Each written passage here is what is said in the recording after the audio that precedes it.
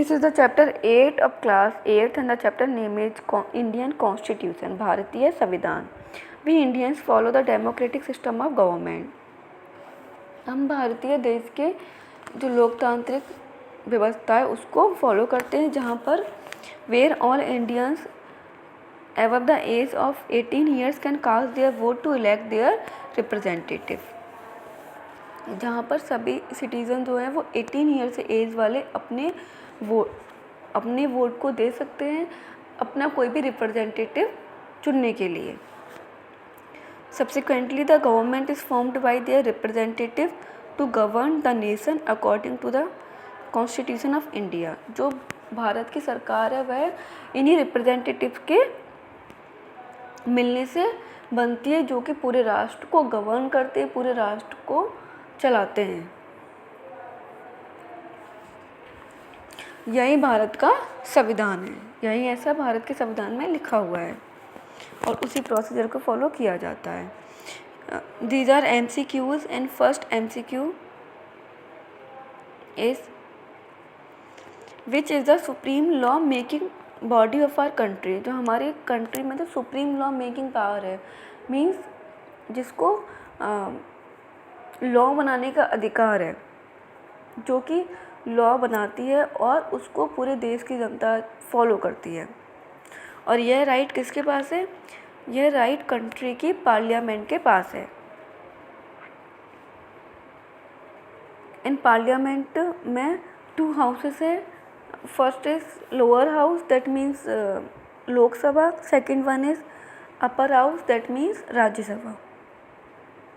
Second question is how many members are there in the lower house of parliament और the Lok Sabha.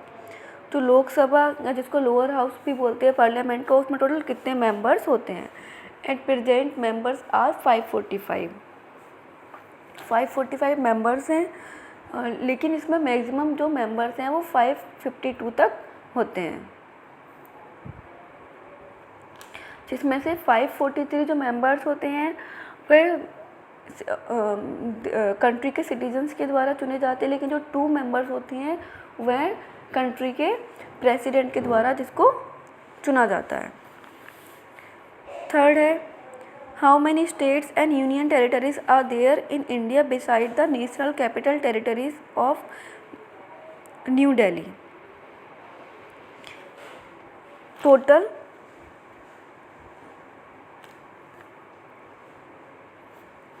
Total states and union territories बताने हैं, लेकिन जिसमें जिसमें दिल्ली जो है वह दिल्ली भी एक यूनियन टेरिटरीज है, लेकिन उसके अलावा हमें बाकी सब बताने हैं. तो टोटल जो स्टेट्स हैं अभी एट प्रेजेंट 28 है. रीज़न ये है क्योंकि पहले जो जम्मू कश्मीर था वह स्टेट था, एक स्पेशल स्टेट था, लेकिन अब वो यूनियन टेरिटरी बन चुका है. इसीलिए जम्मू कश्मीर अब यूनियन टेरिटरी है, स्टेट नहीं है. तो पहले 29 स्टेट थे, लेकिन अब 28 स्टेट हैं 2019 के बाद. और टेरिटरीज भी टोटल 8 टेरिटरीज हैं, लेकिन अगर इसमें से न्यू दिल्ली भी जो यूनियन टेरिटरीज है उसको अगर हटा दें तो टोटल टेरिटरी कितनी है? By excluding New Delhi is 7. तो there are 7 union territory and 28 states. लेकिन जो इसमें डाटा गिवन है वो 29 स्टेट्स एंड 6 यूनियन टेरिटरी का है. रीज़न ये है क्योंकि पहले जम्मू कश्मीर भी स्पेशल स्टेट था, लेकिन अब तो इसीलिए यहाँ 29 है, लेकिन ये पुराना डाटा है. और इसमें 6 यूनियन टेरिटरी है गिवन है, लेकिन अभी टोटल कितनी है? 7 है.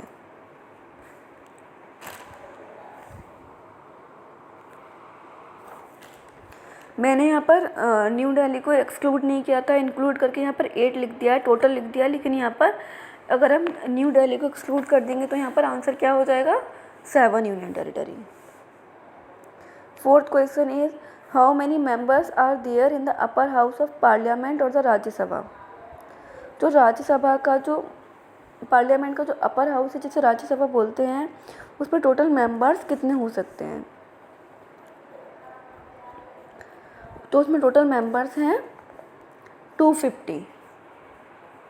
लेकिन अभी प्रेजेंट में उसमें जो टोटल मेंबर हैं वो कितने हैं, 245 है, मतलब 250 मेंबर्स उसमें टोटल हो सकते हैं, लेकिन अभी एट प्रेजेंट 245 मेंबर्स है, जिसमें से 12 मेंबर्स जो हैं वो इंडिया के प्रेसिडेंट के द्वारा अपॉइंट किए जाते हैं।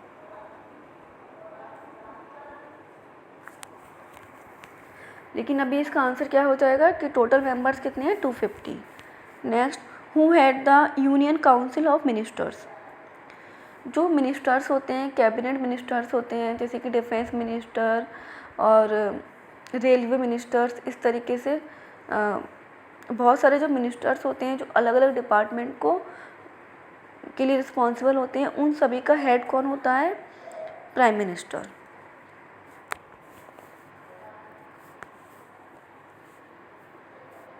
Next, who is the highest court of justice in our country.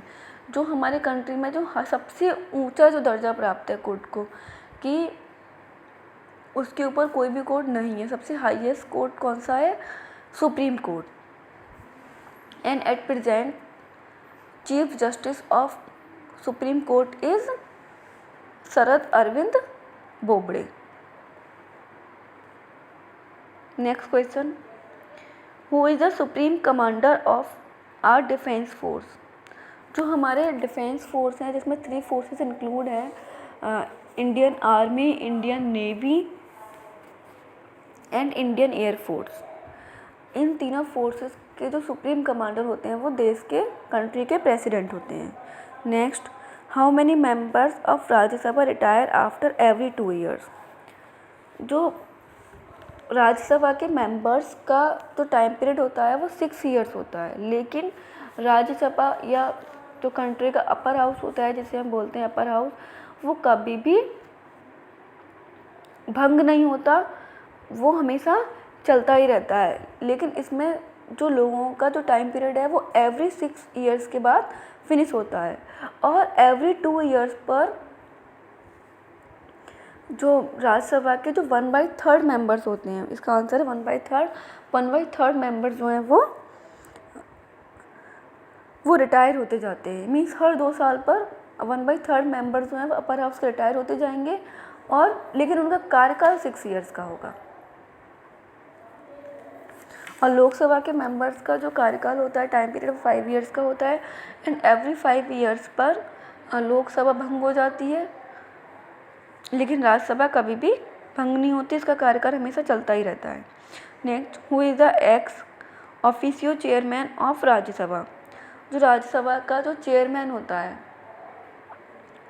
जिसे हम बोलें सभापति, वह वाइस प्रेसिडेंट होता है,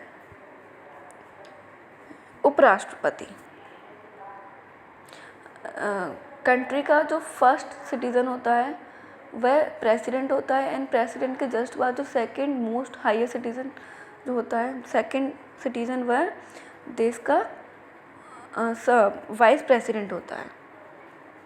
और अगर किसी भी रीज़न से कंट्री में प्रेसिडेंट का पद नहीं है, वो नहीं है, तो किसी भी रीज़न की वजह से, चाहे प्रेसिडेंट ने रिज़ाइन कर दिया हो या फिर डेथ या कोई भी ऐसी ट्रेजेडी हो, तो उस कंडीशन में कंट्री का जो वाइस प्रेसिडेंट है वह प्रेसिडेंट की पोस्ट को ले लेगा जब तक कि न्यू प्रेसिडेंट अपॉइंट नहीं हो जाता।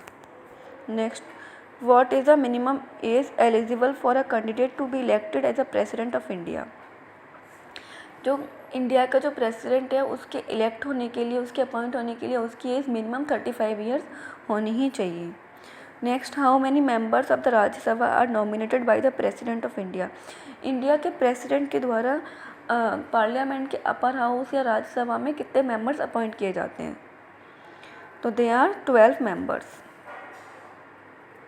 Now fact to know, according to our constitution the president is the head of the state. संवैधानिक रूप से देश के प्रेसिडेंट को प्रमुख माना जाता है, means he is the first citizen of India country, but जो रियल पावर होती है, but the real powers for governing the nation rest with the union council of ministers headed by the prime minister of India. लेकिन जो real में जो powers होती हैं सारी वह प्राइम मिनिस्टर के पास होती हैं, और प्राइम मिनिस्टर के अंडर जो कैबिनेट मिनिस्टर्स होती हैं उनके पास होती हैं, वही पूरे देश को गवर्न करते हैं, पूरे देश को चलाते हैं, वही पूरे कंट्री के लिए डिसीजंस लेते हैं। And the president of India works on the advice of the prime minister. जो इंडिया के जो प्राइम मिनिस्टर के एडवाइस पर प्रेसिडेंट कार्य करते हैं, उनके एडवाइस पर, और जो प्राइम मिनिस्टर के जो कैबिनेट मिनिस्टर्स हैं, जो उनके मिनिस्टर्स होते हैं, उनके एडवाइस पर देश के प्रेसिडेंट वर्क करते हैं। In this way we have completed this chapter. Thank you.